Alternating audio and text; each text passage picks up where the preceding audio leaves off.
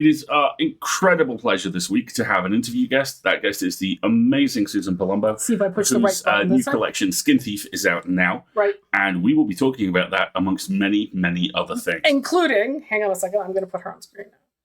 All right. Come on, button. You can do it. You can do it. Okay, hey. There you are. You are now live. Everyone can see you. Everyone can hear you. And the weather likes you better. It's not fair. The weather loves me. The weather does love me. We were just talking about how Suzan will see me like tweeting about my stupid walks for my stupid mental health. I'll be like, it's raining and I don't like it. And Suzan's like, Marguerite, this speaks to my soul. I have an internal bog. And I'm like, I'm very jealous. It's not fair. Huh. Internal bog. An internal bog. I love it. How are you? It's how long has it been since we hung out? It's been, oh gosh, a couple years, I think. I don't know anything about time anymore. Yeah, what is time? You know, it's been a long time. When was the last FIACon? Yeah, exactly. I think it was the last FIACon, which is at least 2, if not 3 years ago. I don't want to think about that. It makes me sad. It's been a while. I know. It has. How have you been?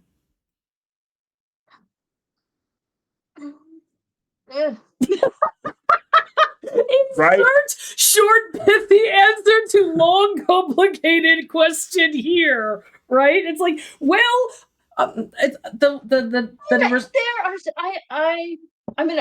I always get upset with myself because when I'm on these podcast things, my voice goes really, really high because I always get excited. Yeah. So I'm gonna. How have you been? Yes, I have been well in certain respects and chaotic in others. You're chaotic in every respect. Front, it's been pretty good. I was gonna say, can't complain. But I am a chaotic person, and so chaotic things happen to me, and those are not always bad, but sometimes they're weird. The other day, I tripped on a chair, and I know, how does one trip on a chair? And I fell down. Being bipedal is a total racket. Yeah, and my ankle popped. Ouch! So that was not good. No, it was not good. Are you all right? Is it bearing weight? Is anything broken? Am I all right? Is a good question. Vintage Suzan, I love this. This is the It's okay. I'm still in pain, but like it's not going to be better for a few weeks. But thankfully, I do not have to stand for this interview unless you ask me to. No, we will not. I'm not going to. We will not be asking you to stand. I'm not going to be asking you to stand. That's fine. So okay, thank you. And we have to talk about your fabulous hair because I am slightly jealous. It's a great color. It is fantastic, Suzan. It's a change. It's been long and black for a long time. It was very witchy, black, dark. And then I go to this very, okay, I'm going to do it. No offense to anybody. I go to this very normie salon. And whenever I walk in, it's like Freak of the Week has walked into the salon because there are all these women and there's nothing wrong with like a raccoon over your shoulder and like the full kettle. You're like, stop bitches! What are we doing?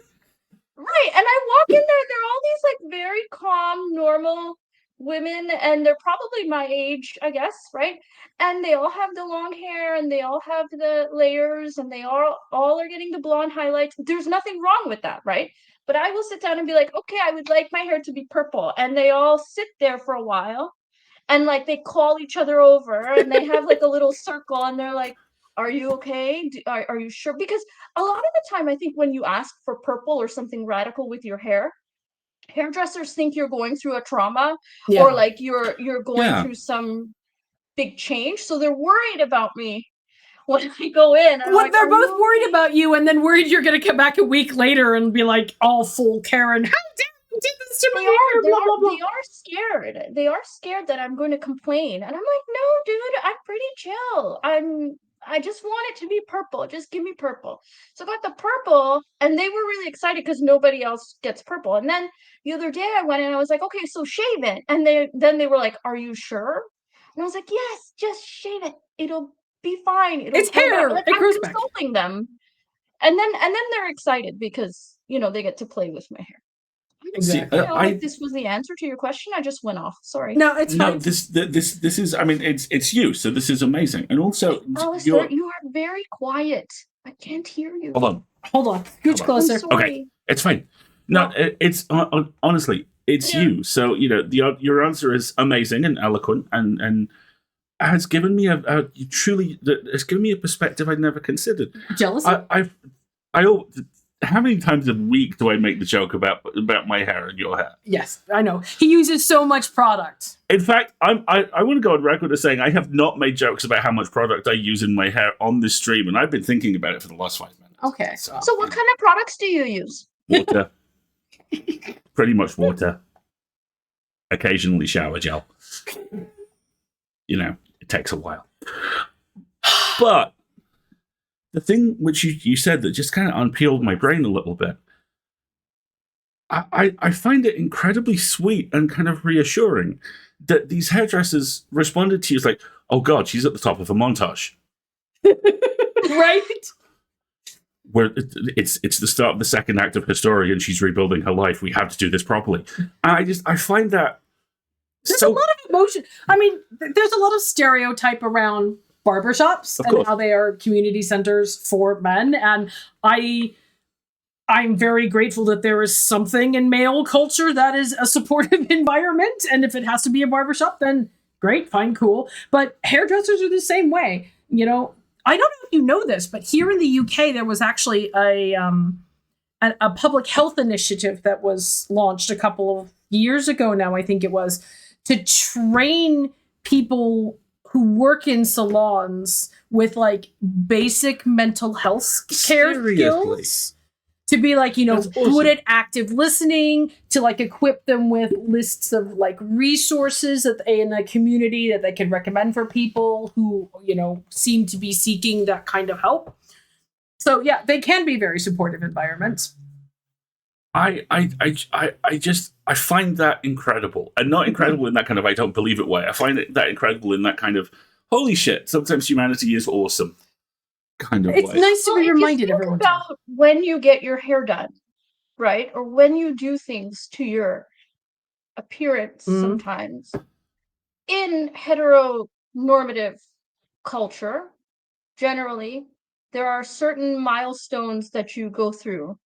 And the hairdresser or the barber is present for those in the background. Yep. That's true. A lot of the time, right? If you're going out, if you're going to prom, right? You might go get your hair done. That's a milestone for you, or your graduation, or you're getting married. Like in all of those kind of typical life milestones, you visit a hairdresser or a barber. Or a stylist, just in general. Yeah.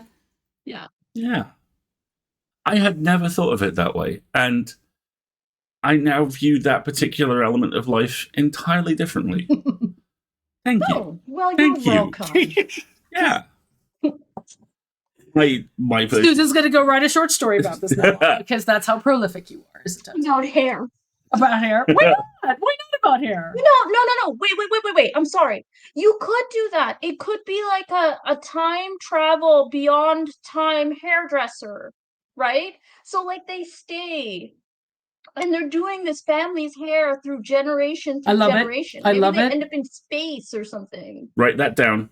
Yeah, go if you write that down. I can't write any stories now. I'll let you guys. You talked about this on social media just earlier today. You're like, I'm not allowed to write any more short stories because you have like so many things coming out right now. Like normally when we talk to an interview guest, we talk at the end about what they've got coming up next. But let's talk about it now. You have like a debut novella coming out, and I think you have a debut novel coming out next year. I'm writing it, and I need to finish it, and it's torture, and I don't know if I'm going to survive. Yes, you will. Yes, you will. I mean, nobody can guarantee what's going to happen, right? So, I mean, hopefully I'll finish it. It's a gothic. See, my novella. Okay, so there's this book, right? Start at the beginning. Yes. Okay. Start at the beginning. Okay. All right. This is the short stories, and then there's the novella, which I totally went off course and wrote a space opera. but there's vultures and a cursed planet, so I kind of stuck my stuff in it. And See, then but I'm space going- opera is one of those genres where you just do whatever you want to do and say, and it's a different planet. So that makes Exactly. it That's space. why I wrote a space opera. You're seeing the face, right?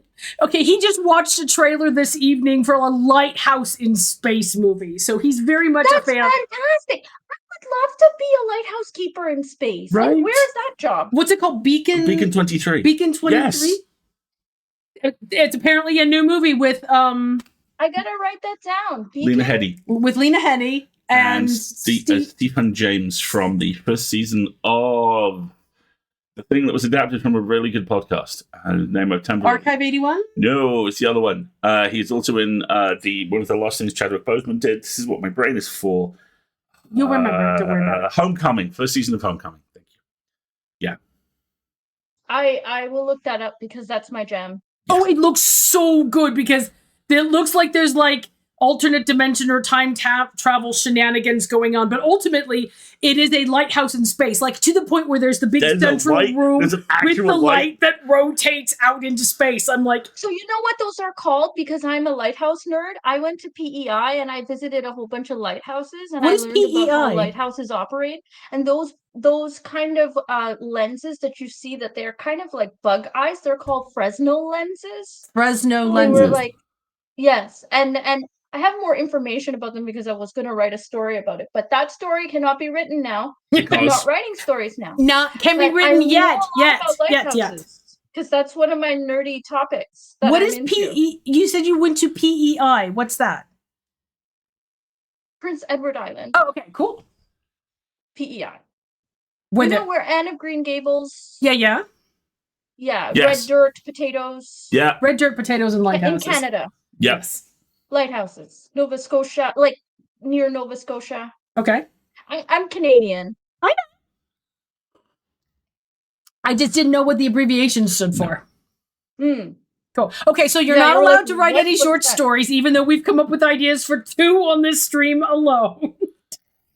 Yes. Continue talking. Yeah, the sun is interrupting this conversation. So Let's go. Keep going. It's fine. I'm fine. It's fine. It's fine. You're fine. It's fine. Okay, so your collection is out now. You've got a space opera novella coming out. Tell us about the space opera novella, and then we'll talk about the short story collection. So it's The Count of Monte Cristo. One of my favorite books.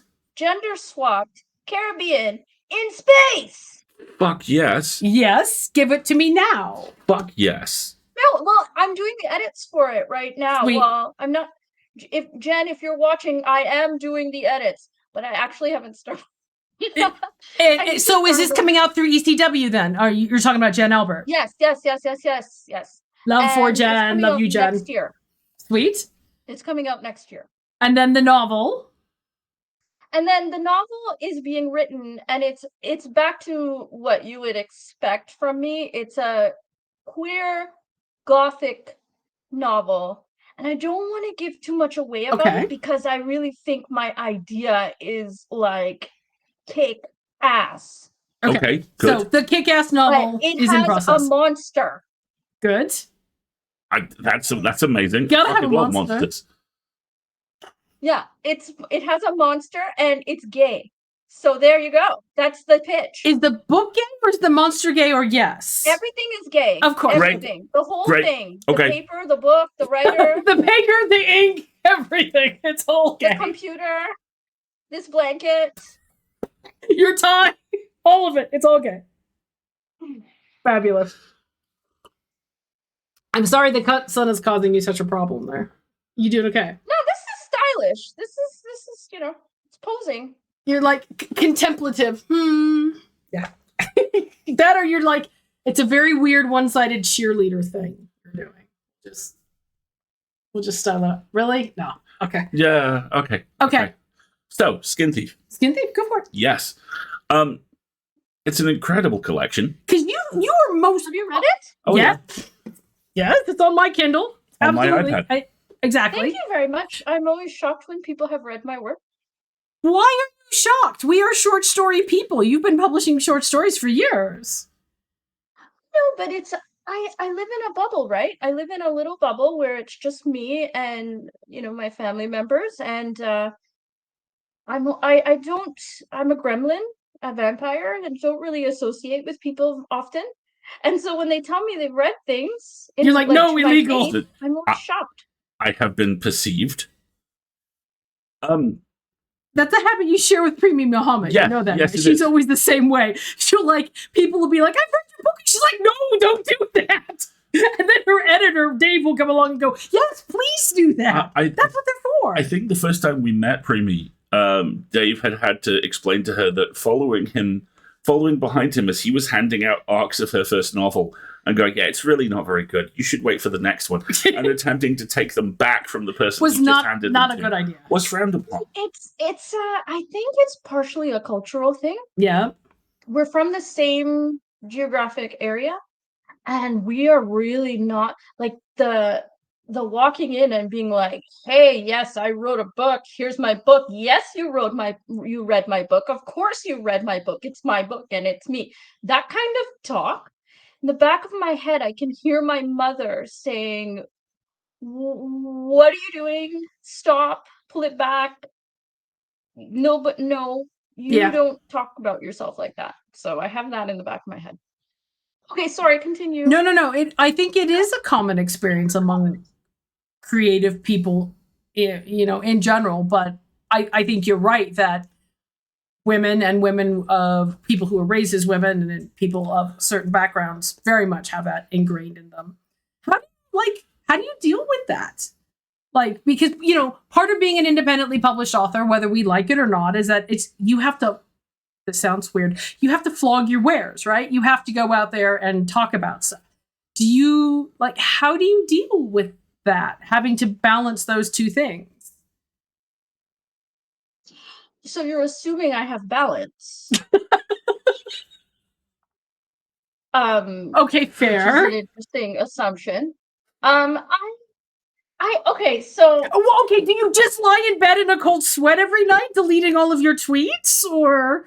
No, obviously not. You can see I'm like, I won't stop talking on there, right? I'm not gonna chink. I'm gonna call it Twitter until it dies. He can just too bad. Of course. Well, I don't know. Nobody can make us say anything. They can't make us do anything. We'll call it what we want. I think what I am on the internet and what I am here at the moment is a very on version of myself. Yep. And Valid. so in order to come on here today, I psyched myself up for a good hour. I listened to a lot of music. Part of it is I've put on this outfit. I obviously don't wear this all the time. I mean, not to burst anyone's bubble if they think I'm, dressed in capes all the time, but I'm not. And so, yes, I do kind of psych myself up to say, okay, we're going to talk about this book. We're going to talk about this topic, because I generally don't like talking about myself. Is it that you don't like talking about yourself, or is that you feel like you shouldn't talk about yourself? Is there a distinction there? It's even more strange than that. I would expect nothing less, Susan. I don't like talking about myself too much. And yes, there is that part about being brought up that way. But I also like to keep things quite private. And I think people think that I don't. And that's not true. I think I come across very genuine and very sort of carefree, but I mean, I don't really, and this is not to encourage anybody to go digging up things on me, but I don't really talk too much about my inner self that I feel like, okay, this is private, I'm not going to share that. So there's also that part. I often want to hold things back for myself, and it doesn't seem like that on the internet, but I've perfected the way I do it.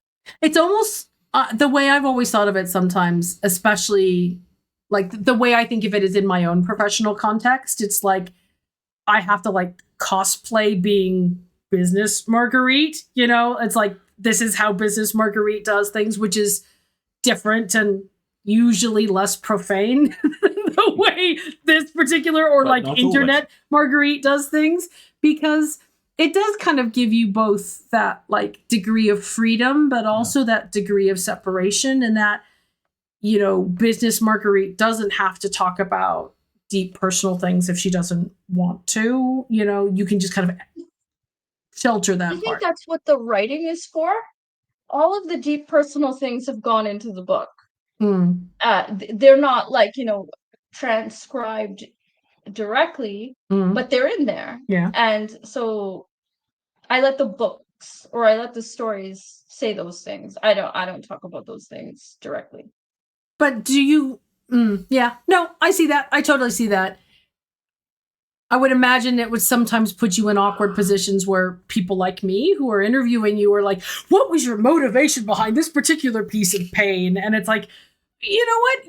You can interpret that however you want to. I've done the work. I've put this little tiny piece of myself into the work that I have allowed the internet to perceive.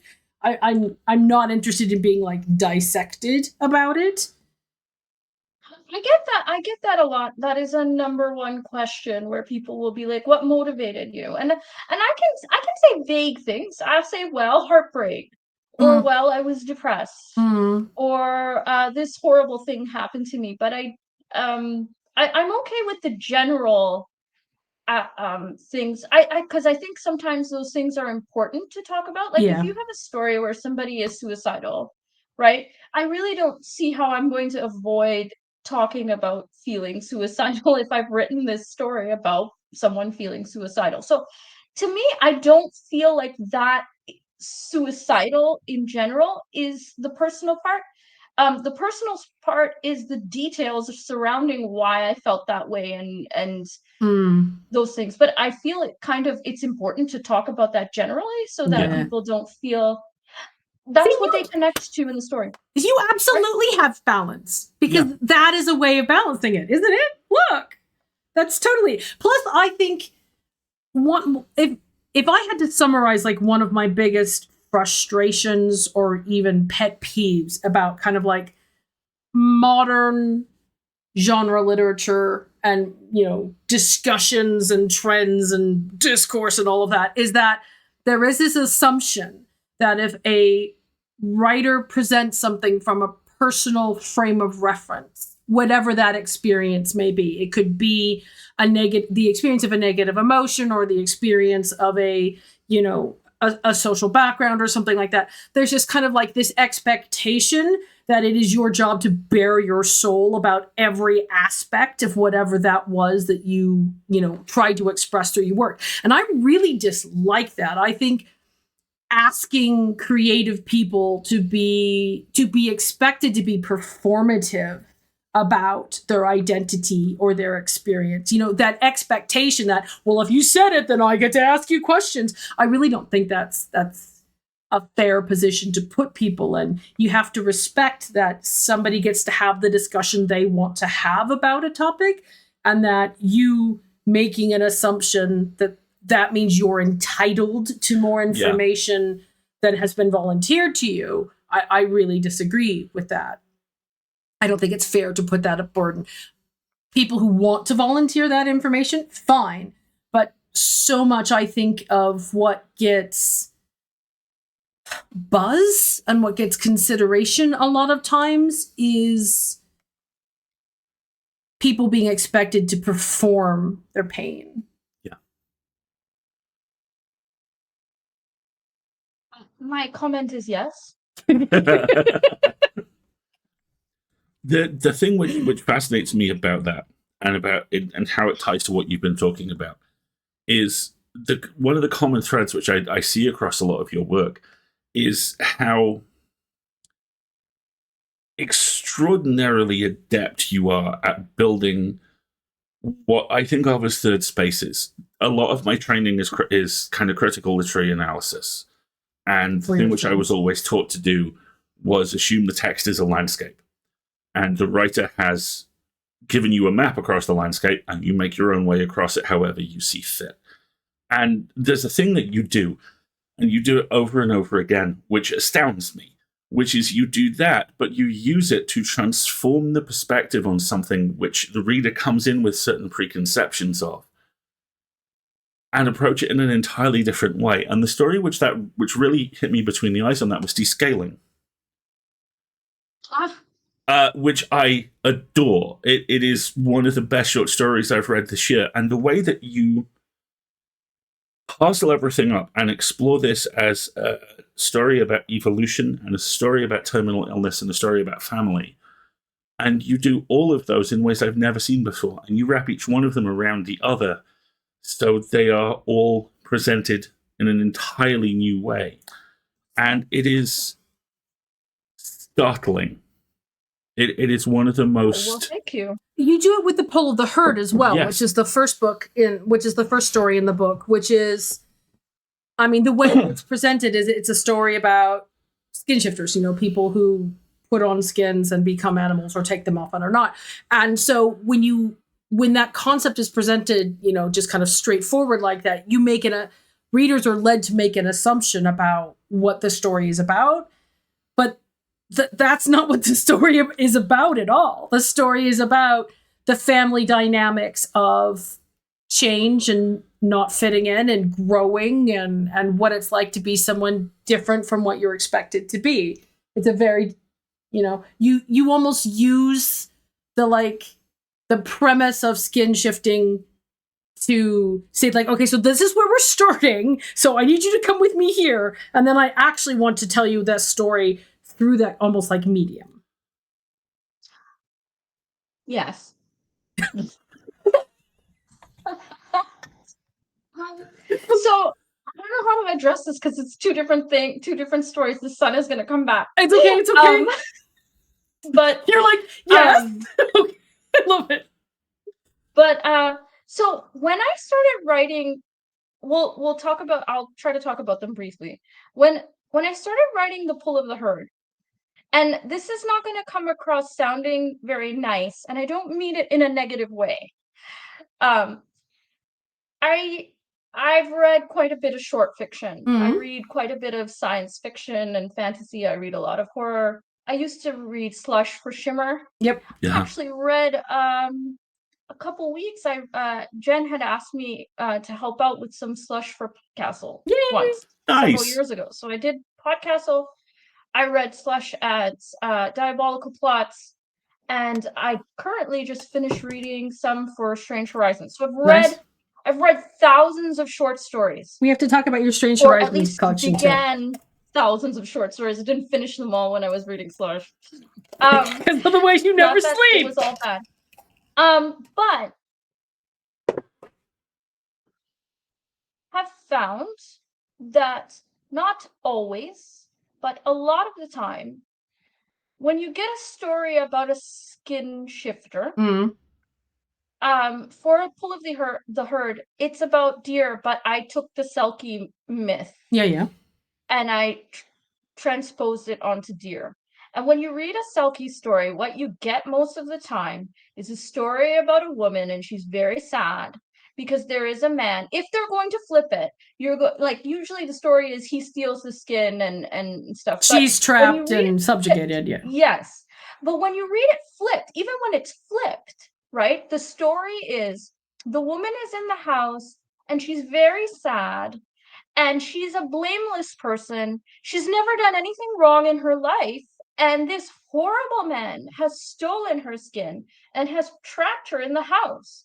And she's very, very sad. I keep saying sad because that's what she is. And she escapes from the horrible man. And she gets back to her people in the end. And that's a good story. There's nothing wrong with that. And I've read it many times, beautifully told. But I'm more interested in internal conflict in that situation. And I think just in general in your stories, a good observation is you're very interested in internal conflict. Yeah, I'm interested in what is going on within the person. And I'm also interested in main characters who are not perfect. Yep. And in Pull of the Herd, she feels incredibly guilty. She's left her family. They are not happy with her, and she feels very bad, and she is the cause of an accident that happens that she feels horrible about, and she's living with a bunch of guilt. So I just I was interested in sort of using that trope to explore an internal conflict. And so that's why I went there with that. And with a descaling, that word is pronounced apolopisi. It's a Greek word. I had a Greek friend Brilliant. help me learn that word. And it means a descaling. I was sitting there thinking about the Little Mermaid, because that's what I do. You've been hanging out with Lewis too long, right? Right?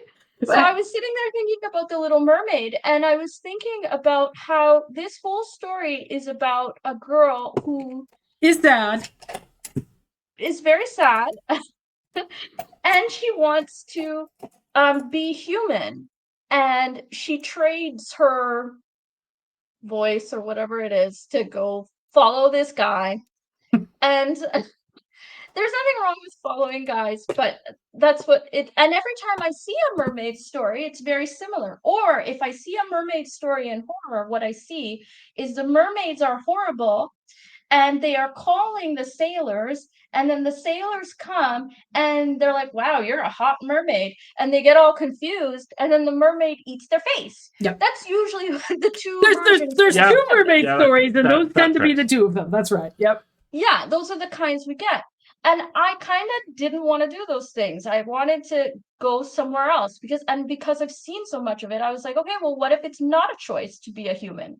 And then what does she think about that? And what does her partner think about that?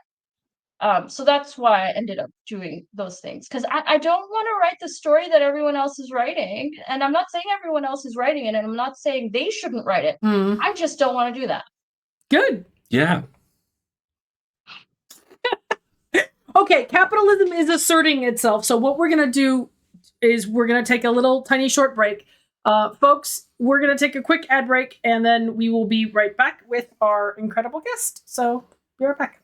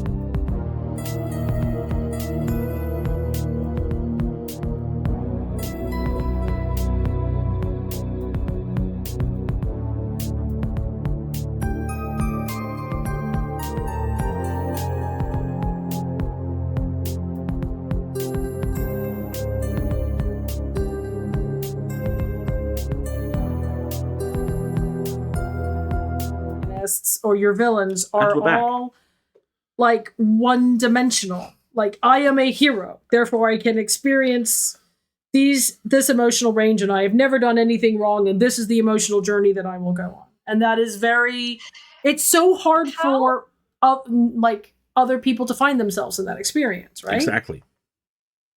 Well, I do think there is a subset of people who like that, and I do think that is popular for a reason. And I do think that it provides an arc that people find satisfying. But I'm really obsessed with having two separate arcs in a story. And one is the situational arc and one is the emotional arc. And I often find sometimes I'm missing the internal emotional arc in a story within a character when I read some of them. And I practice that a lot. So like when I write a story, I don't map out everything. I don't like write out scenes, but in my mind, I think, okay, emotionally, they're going to go from this point, from feeling this way to feeling this way by the end of the story. So that I try to make that happen throughout the whole thing. That's like my number one. Like, I read a lot of science fiction because I enjoy science fiction, but I enjoy very little science fiction for exactly that reason, is that so much of it in the breadth of my reading is great. It's conceptual, it has great ideas. It can have fun explorations of like time travel or like political systems, but there's no heart. It's just it's sterile. Emotionally, there is no arc. So I love the idea that you intentionally build two arcs. Like, there is a narrative arc and then there is a character emotional arc. And you kind of have to have both to form that, like, that tight connection. We have a good friend, her name is Margaret Dunlap, and she writes in Hollywood, and she talks about this a lot. She said that there are few ways, there are only a few ways for a story to like enter you, right? They can come through your brain and hook something in your brain. And in television, it can come through your eyes. It can hook you with the visuals. But the things that stick with us are the ones that come through the heart. Yeah. That like just come in and hook in. And not everybody aims for that with what it is they're writing. I can name dozens of science fiction writers where they write beautiful, award-winning conceptual prose, which just leaves me flat because I'm like, at no point in reading this brilliant piece of work did I care.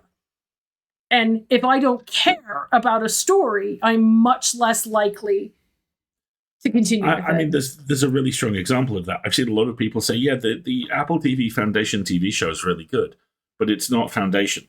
It's too different. And I mean, even before we skitter into the minefield of whether an adaptation is the same thing, it's very hard not to look at comments like that and think, well, what you're actually saying is there are too many non-white people, too many women, and people have emotions, and all three of those things frighten and confuse you. And it's the same story. It's just told through a different lens to the one these folks are used to. Exactly. Well, I think also people approach reading probably sometimes through for different reasons. If you don't want to feel anything while you read, like if you just want, like if you don't, what if you actively pick up a story and you don't want it to grab your heart? What if you don't want that, right? So I can see those types of stories working in that type of situation. I've never thought of that. I've honestly never thought of it that way because... Well, sometimes that's what escapism is, right? Oh, yeah. That you don't want to think about anything that's going to disturb you, or you don't want to have any sort of intrusion. You want a space where it's like, okay, I'm going to follow this story through to the end, and I may feel happy at the end, or I may feel like satisfied that they won, right? But you don't want any negative feelings to intrude. Has this been your experience when you like to reread a favorite novel, like every year or something? I don't reread favorite novels. I very rarely reread a favorite novel, so I am learning a lot about like the underlying assumptions I bring to reading now, because my personal experience is that I have very little time for purely like relaxational engagement, right? Because I do too many things and there aren't enough hours in the day. And sleep is a thing that stupid fewer bodies have to do. Fewer than that. Right? Fewer than that. So when I do want to engage with something as escapism or relaxation, I want like an intensity of an emotional experience. I want to kind of pack it in because I have so little of it. I don't want to, but at the same time, I think about how I listen to music when I'm working and how there's certain times where I don't want music that I consider challenging. Yeah. I want something that I know so well that it's just like a background kind of fades. hum. And I'm thinking it's kind of like that with reading, right? It's like, I want to reread a novel I've read before because I want to like be nostalgically reminded of an experience that I consider supportive or positive or neutral enough in such a way that I'm not going to be surprised or like presented with something that I wasn't expecting. And I've never considered that before. There are people approach that differently, right? So when you said before, okay, you're going to read a story and it's just going to be like, okay, there's not going to be an emotional hook in that story. Some people find that comforting. Some people don't find that comforting. Some people find the catharsis of being horrified or being upset or crying. Some people find that comforting, right? Yeah. And I think probably why I ended up writing the way I do, because I write a lot of dark fantasy and horror, but I kind of border into the science fiction, like the SFF world. My space opera is science fiction, right? And I think the reason why I write that way is because I am much more horror leaning in a lot of ways. And that's why the internal arc is so present in the stories, because horror is about feelings. Yep. It is. It's about how you process, deal. I think there is no genre better than horror for allowing people to step outside of their like personal emotional space and confront and, anthropomorphize and encounter emotions or concepts or forces that they just can't otherwise do so. Like, it's all well and good to be like presented with like, the plinth from 2001 and be like, oh, it is such a mind-boggling thing. But it's very different to be presented with unknowable cosmic horror and have to like read pages and pages and pages of how a mind processes that and what it does and how you react to it. It's intentionally about dealing with those things that we would really rather you didn't do in person, to be honest. It's fine to read true crime fiction, but we'd really rather everyone didn't become serial killers. Thank you. Yeah, it's exactly. And that's what horror lets you do. It lets you kind of think about those things. And it's always funny when people get upset with horror writers because they're like, well, you must be a horrible person or you're scary. And most of the time I find horror writers much more empathetic generally than other people I meet, because you spend so much time thinking about how something could hurt somebody, not in an evil maniacal, okay, maybe if you're pissed off at somebody, right, you're gonna do your plan. Everybody's the catharsis, no generally, judge. you're thinking about how something could hurt someone emotionally. You spend so much time sort of putting yourself in another person's shoes, or if someone's had a disaster, you're sitting there thinking, what would that feel like? Yeah. That you end up being much more conscientious of people's feelings generally, because you're constantly thinking about feelings. Right. Then you need a therapist. Or I find horror writers to be hilarious because they understand that humor is the other side of the coin of horror, and they know how to play with that light and shadow a lot, which I think comedic horror is like a really that's my favorite. I don't get to watch enough of it, but that is my favorite thing. One of my favorite movies is Ready or Not. So freaking good. The one, it's that is my comfort movie. Talk about comfort, right? Right. That like makes me feel cozy. Cabin in the Woods is totally a comfort movie for me. Yeah. Pontypool is one for him. He loves that movie. You know why they feel cozy? I think because it's an enclosed space. And the other thing is that horror has done a really good job, I think, of like breaking the fourth wall about its tropes. Like that whole rash for the last couple of years of we know what a final girl is. And we know what the rules of a final girl are, so that we can like lean on them and subvert them and bring people quickly into that experience just by saying this is a final girl book. There's a fantastic movie that hit Amazon Prime a couple of weeks ago called Totally Killer, about the teenage daughter of a final girl who is thrown. Oh yes, I saw. Yeah, I haven't seen it, but I know that movie. Yeah, it's really good. Thrown back in time to the weekend where the horrible thing that happened to her mom happened, and has to try and work out how to stop it or become part of those events. It's really very, very good, and it speaks directly to a lot of that stuff. I like that. It's kind of got that old school Freaky Friday does vibe. Fantasy do that? And just like, I'm not, because I write those too. I'm not trying to like trash them, but do they do that as much? Does fantasy do what as much? Subvert the tropes. Well, yeah, in but the same way. I think that there are different tropes that are being subverted. I mean, because when we talk about fantasy tropes, the two things that immediately spring to mind are the hero's journey, right? You know, Star Wars, the whole thing, and fairy tales. You know, kind of the whole idea of Wonder Tales of Hans Christian Andersen and different, you know, cultural stories that deliver morals that are there for us. Those get, I think, twisted a lot. Like there's like a whole genre of it's like Snow White but X, or this is Rapunzel but Y.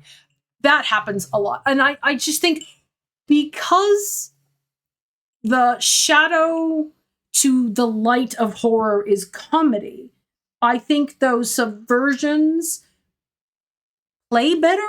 They get more attention. They seem to hook in better because the whole thing about horror is, again, hooking you with emotion. Yeah. And there is no, I think personally, wider swing in all of genre than going from screaming to laughing. That emotional arc is some of the broadest contrast that I think we experience cathartically, physically. And so it has a greater ability to hook people. It's why, again, I think the most successful genre of audio drama is horror. Is because of the... Is it?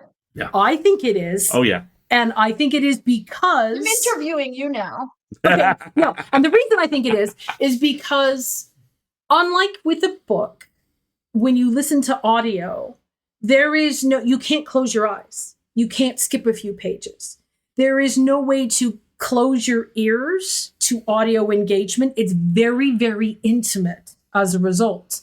And therefore, topics with heavy emotional loads, like horror, hook better through an auditory processed medium. That's my assertion. I That's can what think I believe. of two instances where I've been listening to an episode of a horror podcast, and it's got to a particular moment, and I have audibly gone, "Nope," and taken my headphones off. Oh no, you got scared. Yeah.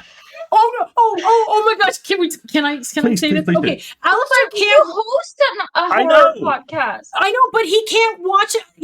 He won't go to the new Exorcist movie unless it's during the daytime. Because then it can't get Because me. then it can't get him. He can't watch horror movies Aw. at night. Oh, but like that. Okay, that was a little bit cute though. It is Just let very go with the cute. day. He's the host of horror content. He deals with it all the time. He plays characters. Listen. I think people who write horror for the same reason that I mentioned about how they have a lot of feelings. Mhm. They are terrified of everything. Do you know how much shit I'm scared of? Scared of everything. Sleep on the side of the bed that's closest to the door because the killer is going to come in, right? And if I'm at the side of the bed where the killer is, he's going to have extra, like, if I'm on the other side, there's a few seconds where I can like run and like go under the bed. Of course. Right? Or right, so I can't sleep there. I'm afraid of tall people because I'm like 5 feet tall. I'm afraid of all I grew up in an apartment. So when I moved to a house, I was afraid of every single noise. I was afraid of the heater. I was afraid in a house there's a front door and a back door, which is good because you could run out if the killer is coming from the front door. But what if the killer is at the back door? Or like, what if you're upstairs and you have to jump out the window to escape? Like, I've thought of all these things. So people who are into horror, I just have to point this out. everything. The chat observed when you said you were afraid of tall people that Alistair kind of slouched down in his chair. Are you tall? He's 6'2". 6'2". Oh, you know what? I'm going to Scotland, right? Yay! Next year. Yeah, I'm coming. And so you're 6'2", so I'm gonna be terrified. So I'm going to mentally prepare for that. Okay. Okay. All right. Matt Dovey from Podcastle is taller than he is. He's 6'4". Matt's 6'4". Like, how do people? Okay, this is gonna come across bad, okay? But I don't mean it in a bad way. How do tall people function? Like, how do you move? How does that? Because so small, right? And I have problems moving. Like I told you at the beginning, right? I fell down the other day, right? Yeah. Because I have no coordination. So I'm always impressed with people who are tall that they're coordinated. How down. I fall down all the time. Falling down is not the issue for me. You've never fallen down? Oh no, I successfully broke my arm by falling over on flat ground. Yeah, he gave the ground the people's elbow once by mistake. Oh my gosh, I'm sorry. Yeah, thank you. The issue that I have is I am exactly on the line between just about tall enough and too tall for basically every piece of infrastructure in this country. So if there is something which has to be ducked under, it will be about here. Alasdair, so our apartment has kind of low-ish ceilings because there's sound insulation to them because we're an apartment. Mm-hmm. He can just stand here and touch the 8-foot ceiling. That's how tall he is. And I'm like, wow. What the hell? Yeah. I'm very good at shelves. I do great shelves. Yeah, that's my joke, is tall shelves. That's his joke. Because I am 5'7", which is not short, but is not tall.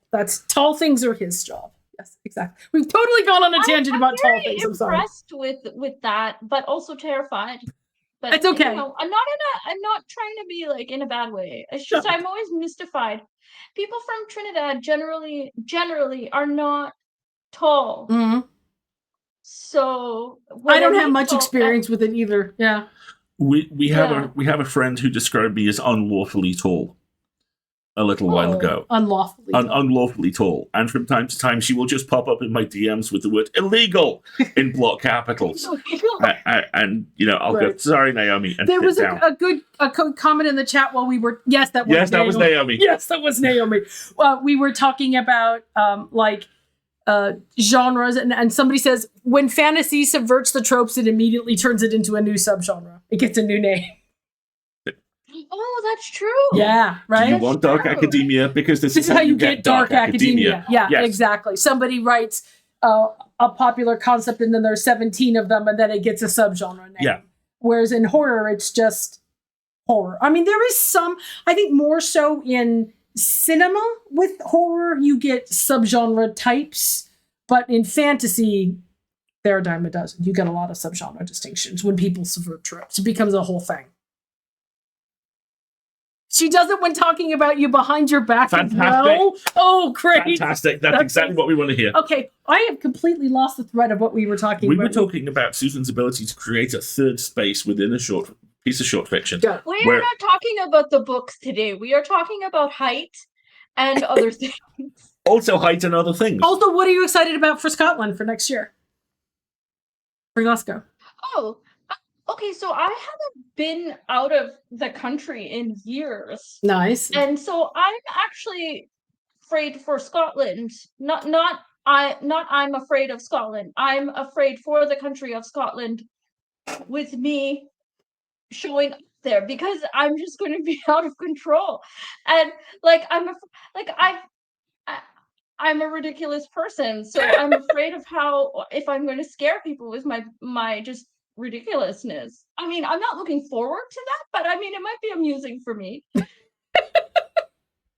I can't wait to see this. That's going to be brilliant. We will be there as well, and I would very much like to see you.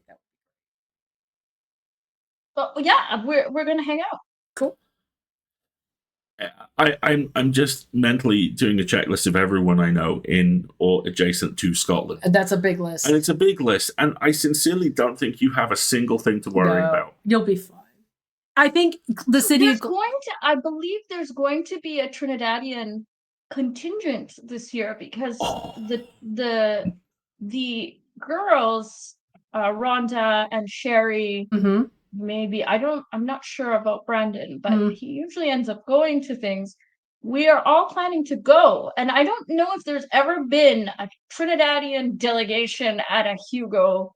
I love at a Worldcon before. You should There's going to be a bunch of Caribbean people. You should demand badges. Yeah, you need you should treat yourself. Do something very cool. Have a flag bearer. We were saying we were going to have a lime, which is a Trinidadian hangout, but we call it a lime.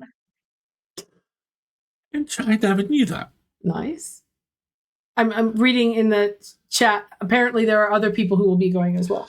Cool. Yeah, Other people are going, so it's not just going to be us. No, it's not just going to be the three of us rattling around the convention going. Did we get the wrong day? No, there's going to be a lot of people. That'll be fun. Right. Okay, so we've talked about. We could talk about your short fiction forever because you've been published in like 90 billion places, haven't you? I was reading your introduction. I feel like I've published that much, actually. Though I don't have as many credits as other writers. I think. No. Comparison is the thief of joy. Yep. You have an amazing series of credits, don't you? You gave me your bio for this. Let me pull it up. Oh yeah, we never doing everything the opposite. We never did your like proper introduction here. Should we read your like bio now? Okay, and embarrass you live on stream. This will be fun. Okay. Here we go. Okay. Go for it. Suzan Palumbo was a Trinidadian-Canadian dark speculative fiction writer and editor. Her short stories... We haven't talked about any of your editing yet. We have to talk about your Strange Horizon special. Okay. Her short stories have been nominated for the Nebula, Aurora, and World Fantasy Awards. She also co-founded the Ignite Awards with L.D. Lewis. Which are this weekend! We have to talk about as well. Her debut dark fantasy horror short story collection, Skin Thief Stories, is out now from Neon Hemlock, and her novella, Countess, will be published by ECW Press in 2024. Her writing has been published in Lightspeed Magazine, Fantasy, The Deadlands, The Dark Magazine, Pseudopod, I know those guys, Fireside Fiction Quarterly, Podcastle, I know them too, Anathema Spec Fic, From the Margins, and other venues. Yeah. She is officially represented by Michael Curry of the Donald Mast Literary Agency and can be found on Instagram. Gothic Syntax. When she isn't writing, she can be found sketching, listening to New Wave, or wandering her local misty forests. And influencing the weather in England when I am trying to take my stupid walk for my stupid mental health. I'm just going to send you photos of the weather from now on. That's how we're going. When you go out for the walk, I sit in my chair and go like this. Make it rain on Marguerite! See, and then the sun comes through your window and blinds you for it. So you're like, no! I love rainy days. I live for them. I will trade you all of my rainy days for all of the sunshiny days. Fashion. Okay, listen. Rainy day, you get boots, you get a raincoat, you can get a hat, you can have gloves, you can have a special umbrella. I mean, she's not wrong. Okay, but I'm wet. You do not like that. Do not like it. No. Okay. I like cold, crisp, and clear and sunny, or I like hot, clear, and crisp and sunny. You can pick. But this whole wet and windy and rainy and windswept, when will my love return from the war stuff is the exact weather I grew up in. So my jam. When will my love return from the war? Okay, the two of you can go wander the moors together, have fun. Why do you think I was like, this con is in Scotland? Sign me up. Please rain all the time. No. Rain the whole time. No. Like, if they had it in any warm place, I'd be like, I don't know if I want to go. But it's going to be in August, right? Theoretically, if there's going to be some summer, it will be in August. Scotland has summer. It's just... you know. I'm so excited about it. I know. I am too. I think there's going to be a lot of really fun people there. And Glasgow's a very fun city. Yeah, it really is. All right, so let's talk. Oh gosh, we have so much that just your bio brought up that we could talk about as well. Tell us about the Ignite Awards, which are this Sunday, Saturday, Sunday. I've lost all track of time. When are they happening? 21st. That's They're on the 21st. This year we're just going to do an announcement, right? Yep.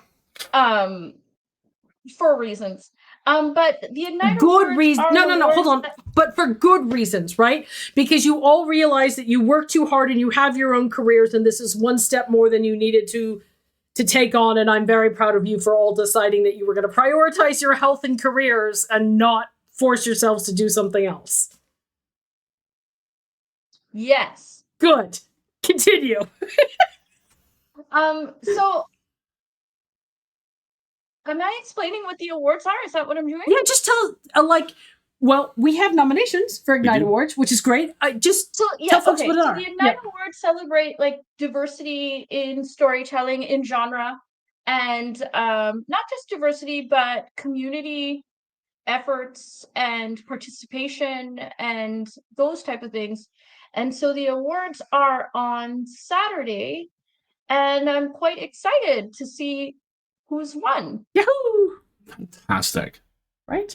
And you and LD Lewis founded these.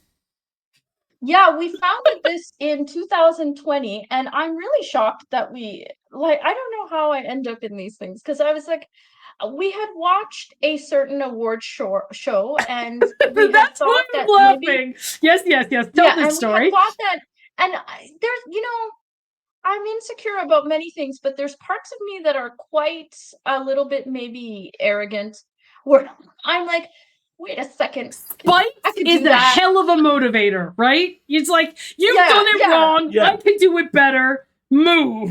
Yeah, I can do that. Figure that out. And so we had decided, we were like in August when we had watched that monstrosity show.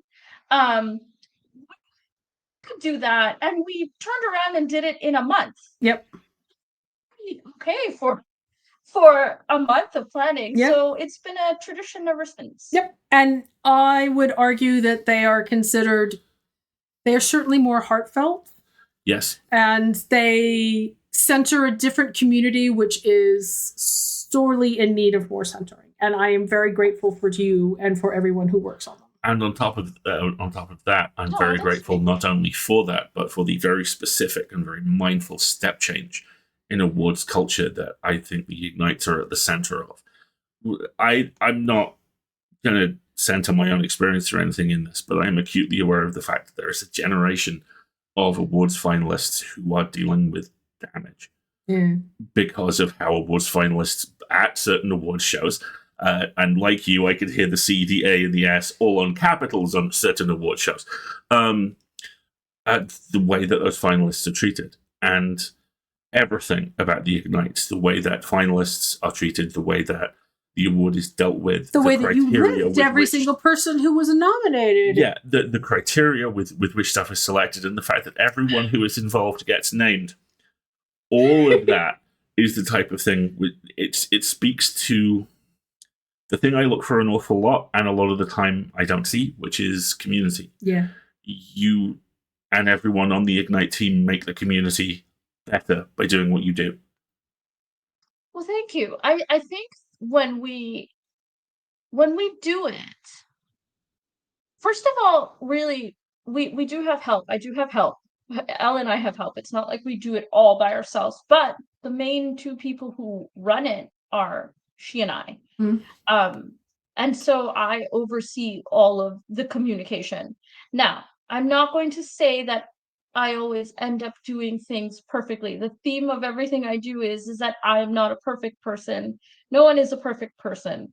And so sometimes there may be a mistake. Sometimes something falls through the cracks, or sometimes we miss something. But we really try our best because we know we're dealing with people. Yeah. And it's not about us. Like, I mean, yeah, I'm doing it, but it's not about me. Mm-hmm. I am not, it's not a power thing, or it's about centering other people. And so if I'm centering other people and they're hurt, I really don't think I'm doing a job of centering other people. Yay. Yeah. Exactly. We're all just going to look at the camera for a second here and be like, mm-hmm. Yeah. Okay, let's move on. Observe our eloquent silences. Yes, precisely. Everybody's going to sip their I drinks. don't know. I think sometimes things are hard and awards are hard to run. I get that. They're big jobs. But I think my job is I deal with all of the people. Most of the people-oriented things are me. Mm-hmm. And I always try to and I think about people's feelings, and I don't want anyone to be hurt. I don't want to walk out of an interaction making someone feel sad or upset or not worthy as a person. Like that's a very, very central thing for me in everything I do. I don't want to hurt people. And so if you can't run an award and be hurting people and then be like, oh, well, you're hurt. Bye. Like, that's a little bit rude. It's kind of like, so okay, did I even need to? Because you guys are just doing silence, looking at the camera faces, and I don't know what's going on, but okay. Oh, no. Those of us, those people watching the stream who've heard us discuss these issues before, like, yep, they understand exactly what the faces we are pulling. Everything that you're talking about shouldn't be a revolutionary act, but it is. Yeah. Oh, I'm missing what you're saying. What are you saying? Everything that you're talking about, everything that you've just described in the way that you interact with people shouldn't be a revolutionary act in the space within which you're doing it. But it is. Take it from someone who has experienced, two people who've experienced both sides of that particular spectrum. I don't know why that being nice is revolutionary. I always describe my job as if people did what they were supposed to do, my career would not exist. That's true. I don't know. Maybe I was born too anxious and too much of a people pleaser. No, I think you look like I'm a people pleaser, but I care deeply about not hurting people. It is not a deep truism when you say that an award that is designed to honor people should honor people in every interaction that you have with the award. That shouldn't be a revolutionary assumption, you know? And this is what I mean when I say that the work that you and the rest of the Ignite team have done measurably has improved the quality of life in the field within which we all work. Because when you can show people how it can be done, then people who don't do it don't have excuses. Right. So now I'm kind of getting the vibe of what's going on here. and what to say? First of all, thank you. I'm glad that it's coming across that way, and I hope we continue to get better at it because the sun is coming out. And also, like, you know, because we can always improve. I love your little...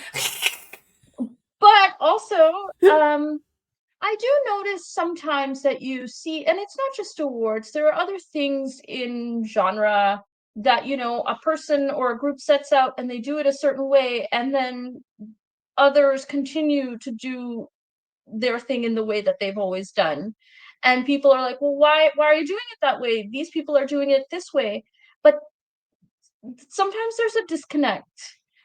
They don't see, or they don't adapt, or they don't take the lesson, or they ignore it because they think, oh, that kind of person is doing it, and we don't have to pay attention to them because they're not important. Nailed it. That's a whole nother hour of conversation we could probably have offline in an establishment that serves beverages. Possibly somewhere in Glasgow. Our chat has exclusively revealed two things which may be of tremendous interest to you in Glasgow, by the way. Firstly, the city has a necropolis. Oh, yeah! I'm going to that! Brilliant. Okay. And is also covered in Art Deco architecture. Oh! You know, chat people who I can't see. That's fine. Deco. Did you say Art Deco? Is that Art Deco. That is my favorite architecture stuff. Brilliant. Like, absolute favorite.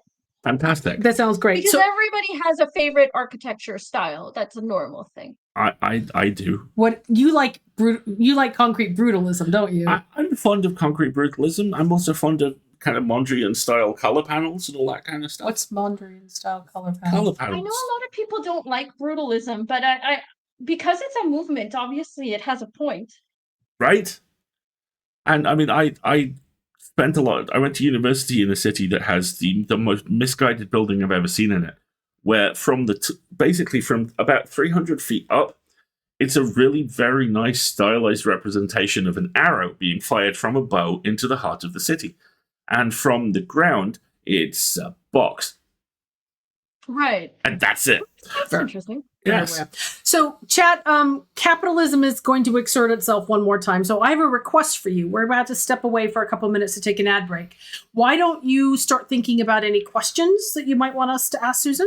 And we will come back in a moment or two with more favorite architecture. Oh, and if you have like Art Deco things about Glasgow that you want us to pass along to her, Yes. that would be great too. So why don't we take one more ad break and we'll be back in a moment or two.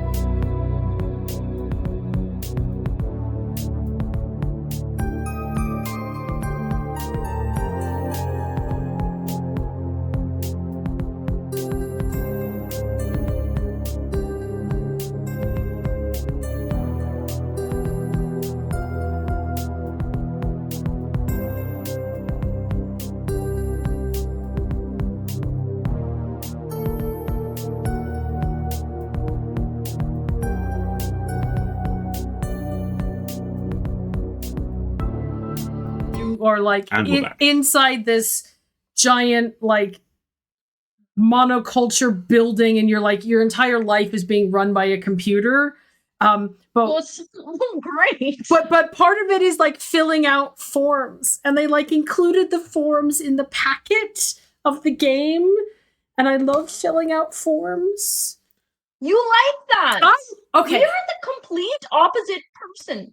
right? I am like anxiety override mom friend. This was the nickname that was given to me because, like, have you ever gone to a meal with like a group of friends and everybody's like, I don't know what to order and what are you going to get and blah, blah, blah. I am the person who grabs everybody's menus and takes the waiter and goes, we'll have 2 of those and these are everybody's drinks orders. Go. It should also be pointed out, Marguerite loves forms so much. There's a tabletop role-playing game called Mothership that had a very large supplement fund a few months ago. And this whole spiral notebook adventure of like legal drama with like legal paperwork that you could fill out, and I was very excited. And we have it, and she's so happy. I'm a very special kind of nerd, but I am my kind of nerd. Okay, there we go. Well, I mean, I'm glad that exists in the world. That there is a person who enjoys the thing that strikes terror into me. You can have all my rainy days. I will fill out your form. That seems like a very fair exchange. You, if I could send you every form, even like little ones that require like 3 answers, I don't want to do it. Like, leave me alone. Like, why? Why must I fill out forms? We're back, by the way. Absolutely. We were talking about paranoia and Marguerite's love of filling out forms. Yes. Because nothing brings me joy quite as much as, like, tick boxes, apparently. Like, I'm playing Baldur's Gate 3 right now, and whenever you complete a quest, it gives you this just gorgeous, shiny gold check mark. And it fills you with joy every time. They fill me with joy. Gold complete check marks fill me with joy. Grim, yes, it's exactly that. Mothership is an old school RPG turned into alien-inspired horror. And also, to answer your earlier question about what the movie was, it's called Totally Killer. Totally Killer. All right, let me write that. I was not paying attention. I thought it's proper stuff where there's barely any gaps between timbers. We were talking about architectural styles, but I missed if we had questions for Susan in the chat. So I will scroll back. Whilst he says this. There are no questions for Susan. Why does he ask whilst? I don't understand that word. That whilst. I don't get it. I don't get it. There's too many syllables. We were talking about. I like it. Thank you. We were talking about films. Go hunt the werewolf on the moor, you two. Leave me alone. And earlier today, because I try and watch a horror movie a day in October, and I never quite make it, but I always find some fun stuff. I watched a thing from earlier in the year called The Invitation, which you might. Oh, I saw that. What did you think of it? Okay, so I saw it a while ago. This was the one where they went to the party, right? Yes. And then all this game started happening, but it wasn't a good game. No, different one. This is New York-based student on a whim fills out a find out your ancestry form. Oh no, I haven't seen that. Horror forms again, and is informed that she is in fact distantly related to a very large, extremely posh English noble family, who invite her over to the isolated mansion. Oh, you see? Okay, listen. You don't do that. You don't go. Right. Okay, there are so many plot lines about this. Like, that's a G.I. Joe cartoon, right? Just don't go do that. What could possibly happen at Howell Manor? I'm sure it'll be fine. Right, exactly. You know? So we'd have one comment in the chat, which is, Susan, your vibes are fire. Where do you get your ties? You stole this from a man. Steal from the patriarchy is a valid response, right? Where did you get your look? Thank you, though. Stole it from the patriarchy. I said to the man, I like your tie. Can I have it? And it worked. And he said yes. Brilliant. I love it. Of course he did. He says, the person who wrote that comment said, I burst out laughing and clapped. I mean, I like bow ties. You have a bunch of really good bow ties. Yep. Right? But I find that bow ties, they come a little bit too large for my neck. Mm-hmm. So they don't sit well. So I like skinny men's ties. See, it And I doesn't look take skinny on you though, because it's proportionate with you. Yeah, it's a smaller tie. Gotcha. You know, I would go to like a children's like a boys children's dress shop and get like a tie. Like that's my size. I gotcha. I love it. G.I. Joe cartoon comparison to a horror was not something I was expecting. We need to talk about Destro's family history at some point and how he has Cthulhu in his basement. But we'll do that at another time. At another time, yes. I don't... People are just enjoying your vibe, Susan. I'm not getting a whole lot of questions. Quick, tell us something you want questions, just I like your vibes. What is that? Right? Exactly. That's not a bad thing. That's totally a good thing. You're also getting tie knot suggestions. Yes, exactly. Doc says, I guess you could do a half Windsor knot instead of full Windsor if you want it skinnier. I don't know what that means. I have no tie lingo. I'm quite bad at it, so every time I have to tie it, I have to put on the YouTube video to watch and do it at the same time because I forget. That's fine. That's totally valid. Every time. I have a very particular type of bread that I have to do that with as well, and each time I get 8 minutes into the video and I'm like, you know what? I should write this down. And then I don't. Yeah. I want to get a cravat. Oh, nice. You would rock a cravat. What kind? I think I would. Yeah, you would. There are not very many men walking around wearing them, though, so I can't steal them. Like, true. Or women. Nobody's wearing them. My suspicion is that the cravat-wearing population of a Glasgow-based Worldcon would be statistically fairly high, so I like your chances. We're just gonna find you wandering the halls. Stealing clothing from people at Worldcon. I was gonna say, we're gonna see you wandering the halls stealing menswear. This is gonna be hilarious. I mean, you know. That's a G.I. Joe comic. We'll come back to that, Grib. That for front of house culinary, and I had to use documentary. Nice, exactly. There are also, we're being told that there's plenty of vintage clothing stores in Glasgow that you could shop as well. Basically, Glasgow is going to go well for you. So what I'm getting here is people want me to do a walking tour, and they want me to go shopping, and buy men's clothes and go to a necropolis. So far, that seems these people, right? I mean, they're amazing. Sounds like a busy itinerary. You might just barely have time to go to a convention while you're at it. To be honest, I am. That the convention is just the excuse. The ploy. Yes, exactly. Yeah. The tax write-off reason, precisely, exactly. Okay. It doesn't sound like we have any other questions in the chat, which is fine. I have one. Okay, you ask us one last question, then we'll wrap it up. My question is this: Is there any particular story you have written to date that you would say is the best possible place for someone who has not read anything by you to start?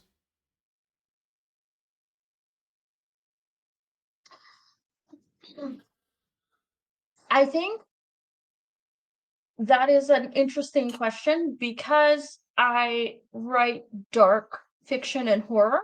Mm-hmm. And so when people ask me, it's an interesting question because it's okay, do I consider people's reactions or do I consider what I think is the best piece for people to read? Descaling is the story that I get. It's been out, it came out last year in October. It is a story that I get the most mail. And not that I get tons of mail. I'm not getting tons of mail. No, I'm not getting a lot. But when I get mail or when I get commentary or when I get someone saying to me, this story meant something to me, it's that one. Apple of PC. All the time. And it's interesting because I get very, very personal confessional reactions to that story. It's not just often like I enjoyed it or it made me cry.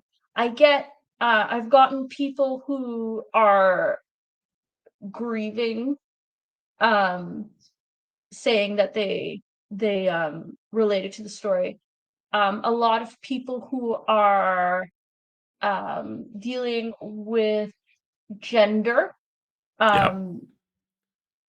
message me and talk to me about how it made them feel. And then people who are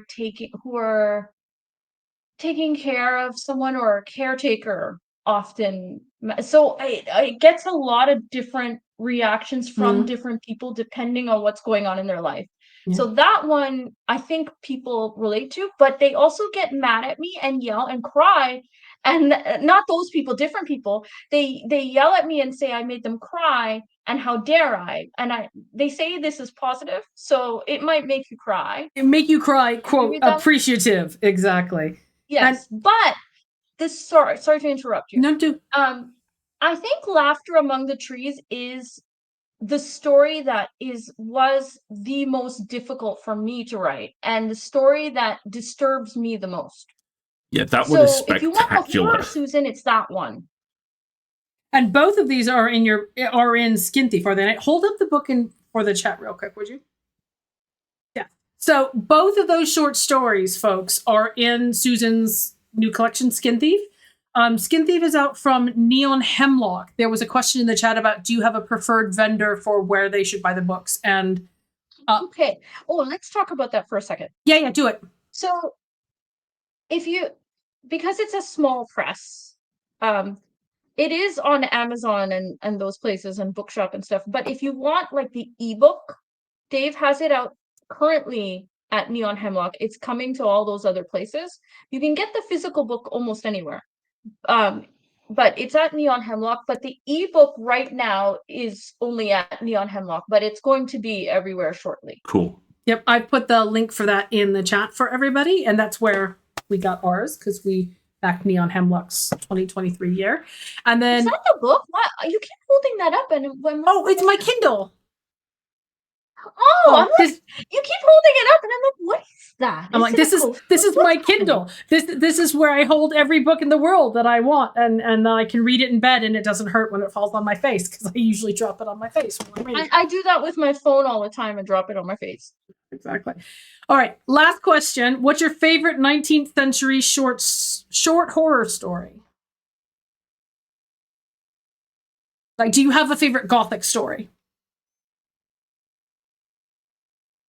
Doesn't have to be a story. It could be a book too, I guess. I really like Poe a lot. I read a lot of Poe when I was younger. And I wrote a retelling of Cask of the Amontillado, and I really love that story because it's just the protagonist is just so like they're pissed off and they're like, I hate this guy and I am going to kill him, and it's unapologetic about it. Fun fact that's you, like, it's right? So I'm going to kill you. That story enters the public domain next year. Right, and but I've already kind of done a I do little masked retellings, right? I've done a retelling of it. I might take the thing completely, but I just find what was that movie, Pale Blue Eye? Was it called The Palest Blue Eye? Yeah, the Pale Blue Christian Eye. Bale.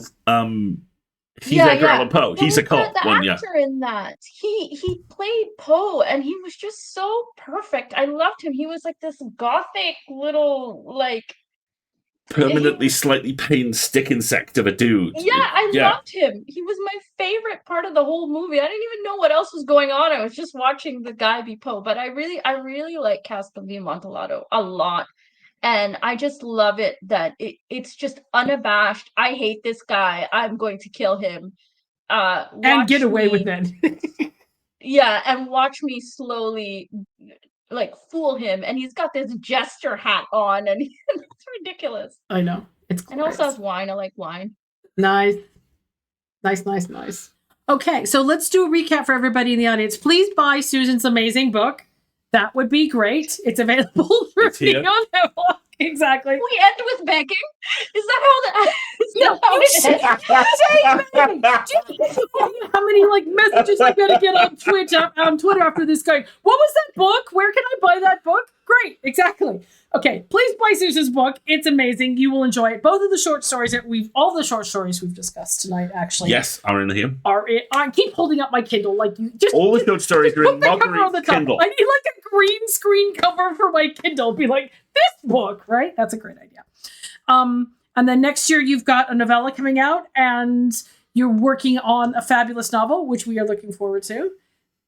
And in a couple weeks, there will be a Caribbean issue coming out from Yes. Strange Horizons. Thank you for reminding me. So Strange Horizons is releasing a special issue of Caribbean fiction, edited by you, and do you have a co-editor? Yes, Marika Brilliant. Bailey. There we go. Perfect.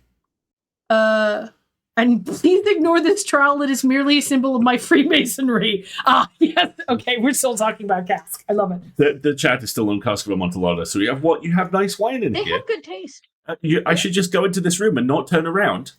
Yeah. Okay. Yeah. Here. I just love it. Like, it's so, like, yes, follow me. Oh, yes, we're going 60 miles into this thing, and, and go stand in the dark, and... No self-preservation instinct. Here, let me chain you up. No, it's fine. You're drunk. It's a You'll hoot, enjoy right? the wine more now that you're handcuffed. Okay, now I want somebody to do a slightly BDSM kinky retelling of that story. With 2 episodes into House of Usher, I like your chances. I do too. Yeah. I do. Oh, we haven't even talked about House of Usher. Oh my gosh. I saw. Okay, so I You can't tell watch you. the last episode first. It made me laugh. I was sitting there, right? Okay, listen. I'm gonna be really honest. I had 2 beers, okay? So I had 2 beers, okay? And I put on the show. But for some reason, I put on episode 8, right? And I'm watching this, and I'm like, okay. Like, it was funny because I wasn't suspicious that it was the end. I was like, all right, so they're just summoning. You're like, this Okay, is and I'm starting not hard. spoiling it. Okay. Yeah, it's going hard, and this stuff is happening, and then okay, I'm not spoiling anything because in the actual story, Oh no, come back. Susan, Fall come of back. the House of Usher, Yeah, there we the go. house falls. Yes. Here, I'm here. In the Fall of the House of Usher, the Poe story, the house falls. Right. Okay, so this is not a spoiler. This happens. So that kind of happened, and then I was like, how does the first show in a series start like that? Where are they going from here if everyone is already dead and the house fell down? This doesn't make sense writing wise. And then I was a little bit drunk, and then I just looked at it and I was like, oh, this is episode 8. So I watched the ending first. So that was it. So I'm like, I don't need to watch the rest. I know what happened. I know how this turns out. All right, well, we're 2 episodes in, and we are enjoying how very, very angry and transparently angry Mike Flanagan, the writer of the story, is, because some of the writing is just like straight to camera. Yeah, this sucks, and fuck you, Netflix. It's really fun. I'm a big fan of his wife. And what really upset me was because I watched the last episode and she wasn't in it, and now I'm not going to watch the rest, so I've missed Kate. Ah. We've only seen a little bit of her character so far, but the vibes are exquisite. You would enjoy 100%. I know, I enjoy everything she does. So several times watching that, I only realized the episode title when the obvious Poe reference things started happening. I think they're all going to be titles. So far, we've had Mask of the Red Death. Mask of the Red Death, and the first one was I can't remember, but it was definitely a line from the Nevermore poem. This has been delightful. Thank you so much for joining us. Me. I really appreciate it. I enjoyed this because it was really chaotic. Just for you. We made it super, super relaxed and super chaotic. They're all like this. This is always like this. Again, I always say this. I don't mean this in a bad way. This has been the most chaotic interview Great. No, good, because Good. so often interviews are so like, well, yes, I must now expound upon my craft in such a way that can be recorded in a magazine, and that and that's fine, but like this is the vibe of like conversation, Yeah. and this is like how we like to hang out and engage with people and talk about the stuff that we love. So the chaos is compulsory, I guess, is what I'm saying. Thank you. Well, I had a lovely time. Thank Thank you, you. guests, for listening to my stuff. Your stuff is amazing. Please go buy Susan's stuff. Please go buy Susan's stuff. And definitely follow Back to them begging. on Back to social begging. media if you like it, because I'm sorry, you were the reason that I picked up the new an album recently, and I can't remember which one it is, but you were tweeting about some song you were listening to. Hang on a second, which Read was a it? lot of songs. I know, that's why I'm like, I better look this up. Hold on. I just bought an album because of we were talking about it. What was it? Halsey. If I can't have love, I want I power. love Halsey. Oh my god. I've encountered, okay, dirty confession, most of how Marguerite learns about contemporary music these days is TikTok audios and movie trailers, because I don't listen to the radio, so I don't engage with a lot of like contemporary modern music.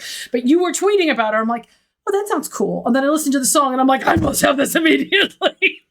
Like literally I grabbed Alasdair, I'm like, you need to go buy me this now. There's a short film. She made a short film. All the videos for the songs are like a gothic short film, and the story continues in each. It's an hour long, and this Halsey, like I know people are like that. You probably hear Halsey and you're like, oh, it's one of those pop people.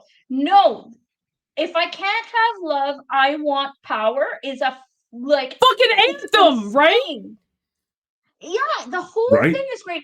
And you think Halsey and you're like, oh, it's sugary pop. 9 Inch Nails produced the album. That's why it sounds like that.